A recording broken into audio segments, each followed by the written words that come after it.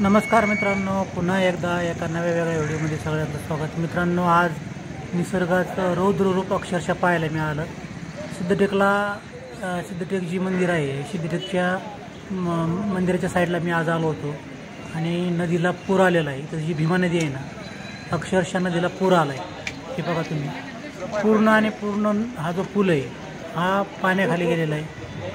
सगळं पाणीच पाणी आहे आणि या ठिकाणी समोर बघा सगळे लोकांची गर्दी जमली हे पाणी बघायला। पूर्ण भरलेला आहे पूल पाण्याने आणि पोलिसांनी या ठिकाणी पुलावरून जाण्याला पण बंदी केलेली आहे। बॅरिकेड्स लावलेत दोन्ही साईडला। हे बघा, पूर्ण पुलाला चिटकून पाणी जाते, थोडंफार पुलाच्या वरून पण जाते पाणी आणि दोन्ही साईडला बॅरिकेड्स लावले।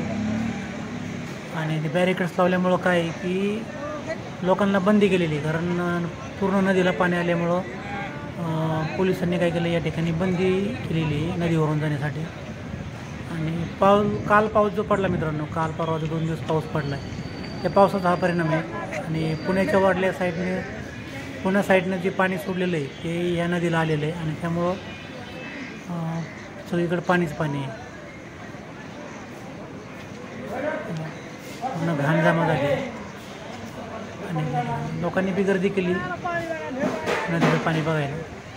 मित्रांनो, हा आहे निसर्गाचा रौद्र, भीमा नदीला आलेला पूर। त्यामुळं जर कोणी सिद्धटेकच्या मार्गे पुण्याला जाणार असाल तर पूर्ण चौकशी करून या, कारण पुलावरून जाण्याला बंदी आहे, त्याच्यामुळं तुम्ही अडचण पडू शकता। त्यामुळं जर हे बघा पुढं पोलिसांची गाडी ते जाऊन देत नाहीत पुलावरून। तर मित्रांनो, जर तुम्हाला पुणे साईडला जर जायचं असेल आणि तुम्ही ह्या साईडने येत असाल सिद्धटेक साईडने, चौकशी करून या, कारण ह्या ठिकाणी हा रोड बंद आहे।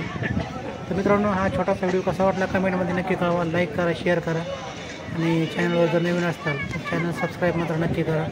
पुन्हा